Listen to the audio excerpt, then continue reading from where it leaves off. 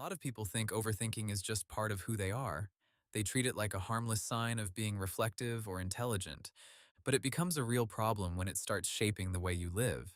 At that point, it is no longer just thought. It becomes a layer between you and reality.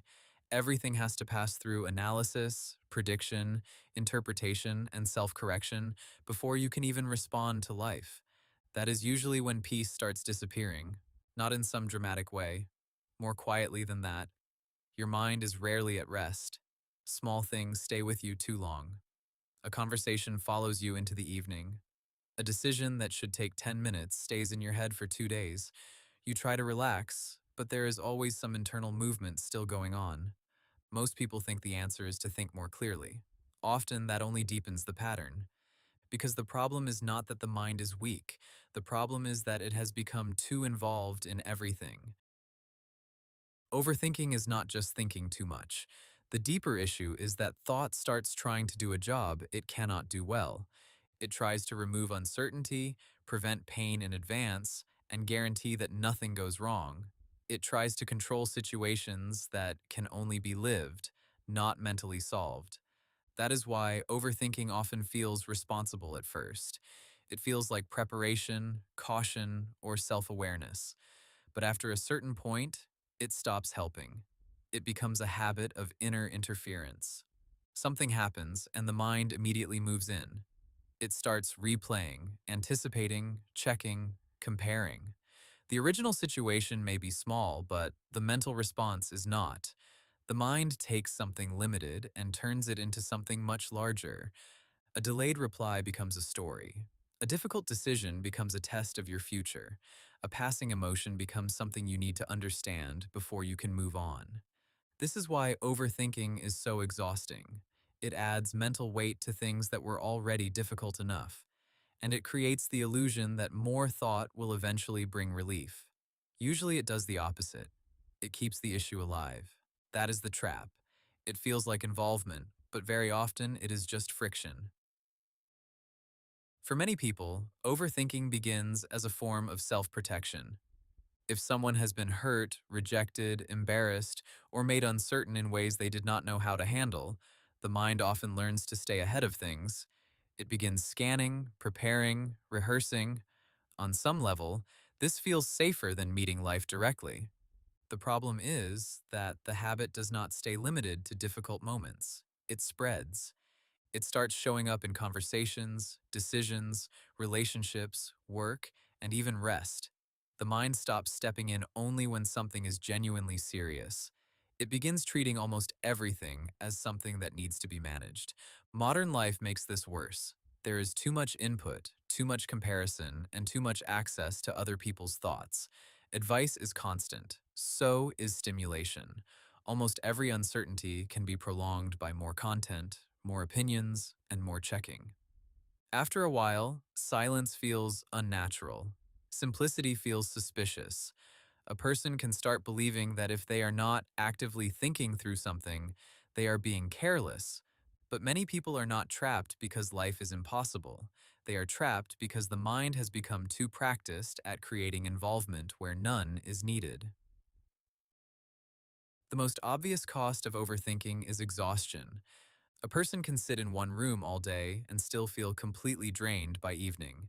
Nothing dramatic may have happened externally, but internally there has been no rest. The mind has stayed active, circling the same concerns, creating the sense that something is unresolved even when there is nothing useful left to do. But the deeper cost is what it does to your relationship with yourself. Overthinking slowly weakens trust. You stop trusting your first response to things.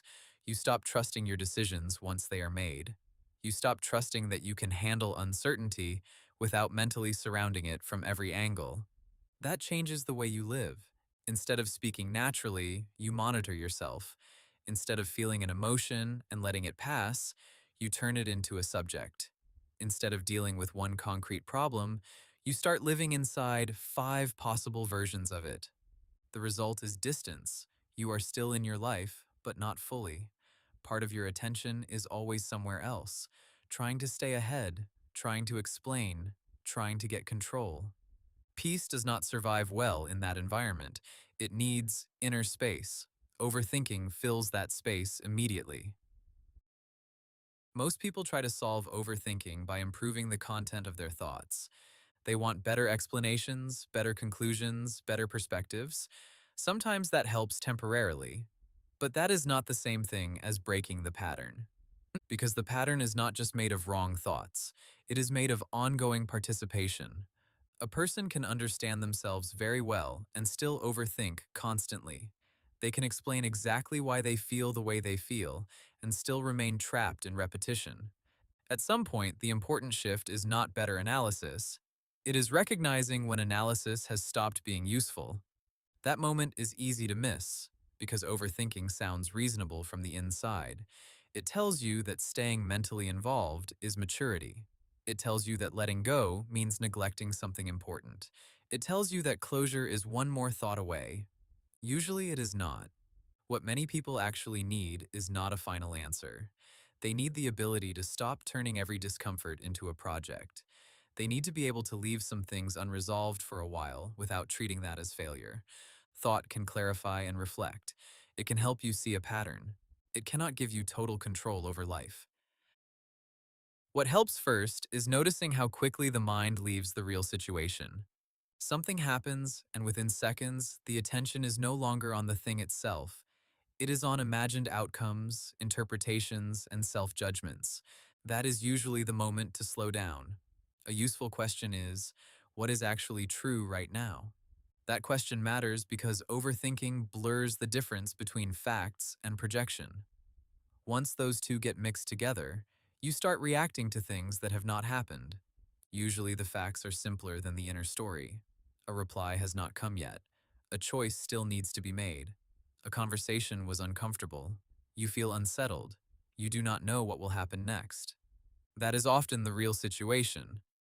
The next part is allowing that situation to remain unfinished for a moment. A lot of overthinking comes from the refusal to leave anything unresolved. The mind wants closure immediately. But uncertainty is not always a problem.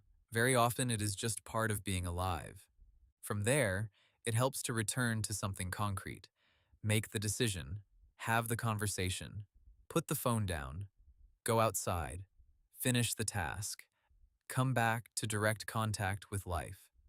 That is where many people begin to feel more solid again, not because the mind became silent, but because it stopped running the whole experience. Overthinking ruins peace in a very specific way. It keeps a person mentally active long after real usefulness has ended. That is why it can be hard to see clearly from the inside. It does not feel pointless, it feels necessary. But a lot of inner tension begins to dissolve when you stop treating every thought as something that deserves your full attention. Not every thought is insight. Not every fear is intelligence. Not every repeated concern is a sign that you still need to stay involved. Sometimes the healthiest thing a person can do is recognize that the mind has started creating movement where stillness would have been better. That is not avoidance, it is judgment. And for many people, peace begins there, not when life becomes perfectly clear, and not when uncertainty disappears, but when the mind is no longer allowed to interfere with everything. That is a quieter kind of freedom, but it is real. Remind. Peace returns when you stop asking thought to solve what can only be lived. Stay grounded.